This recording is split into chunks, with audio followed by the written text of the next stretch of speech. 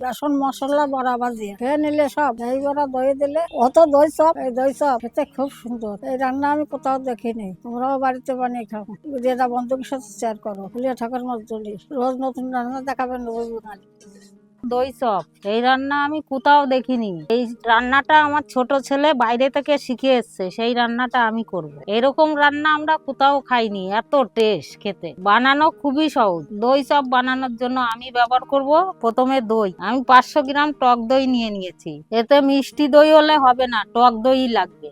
আর মশলার মধ্যে ব্যবহার করব আমি প্রথমে 2 ডাটি কারি পাতা ছাড়িয়ে নিয়েছি, এটা ফোড়নে দেবো। 3টে শুকনো লঙ্কা, 1 চামচ সর্ষে, কালো সর্ষে, আর 1 চামচ ঝাল লঙ্কার গুঁড়ো, 1/2 চামচ ধনের গুঁড়ো, 1/2 চামচ জিরের গুঁড়ো, আর 1 চামচ লবণ। আর এখানে আছে 1/2 চামচ রসুন বাটা, 1/2 চামচ আদা বাটা, আর এখানে আছে 1 চামচ চিনি, আর এখানে আছে বেসন। আমি 125 গ্রাম বেসন নিয়ে নিচ্ছি। আপনাদের প্রয়োজন মতন আপনারা বেশি কম করতে পারেন। আমি ব্যবহার করব সর্ষের তেল। এই রান্নায় সর্ষের তেলই লাগবে। প্রথমে দইটাকে ভালো করে ফাটিয়ে নেব, একদম ভালো করে ফাটিয়ে নিতে হবে দইটা। আমার দই ফাটানো হয়ে গেছে, এই দেখুন কত সুন্দর হয়েছে। এবার বেসনটা মেখে নেব।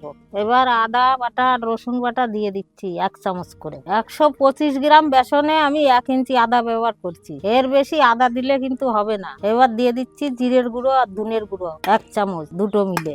1 চামচ লঙ্কার গুঁড়ো, সামান্য একটু চিনি দিয়ে দিচ্ছি, এতে স্বাদটা ভালো হবে। লবণ দিয়ে দিচ্ছি স্বাদ মতো। এবার মেখে নেব ভালো করে। বেসনটা আপনাদের বড়া ভাজার মতনই মাখতে হবে, বড়া যেরকম ভাজে ওরকম মেখে নিতে হবে। পরিমাণ মতন জল দিয়ে এবার মেখে নিচ্ছি ভালো করে। বেশি পাতলা করা যাবে না, এটাকে একদম টাইট করেই মাখতে হবে। সামান্য আর একটু জল দিয়ে দিচ্ছি, যে হয়ে গেছে মাখা।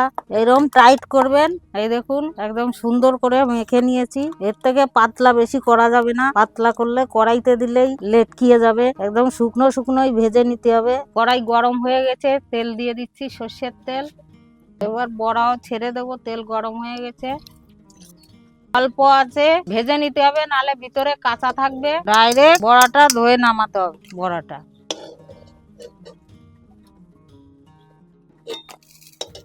ডাইরেক্ট না দিলে দইটা ভালো করে ঢুকবে না।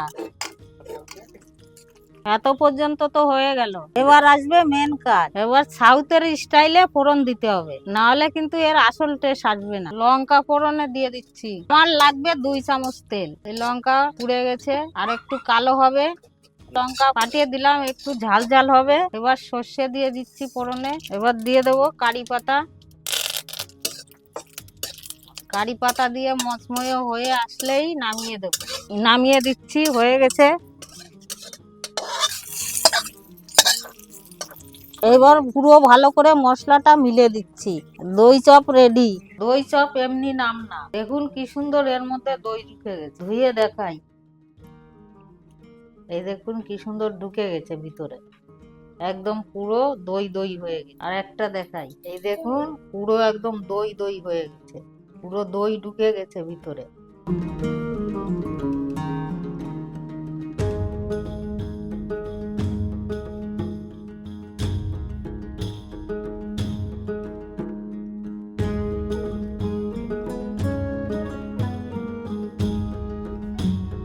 এই দই চপ ভাত রুটি সব সাথে খাতে পারবা।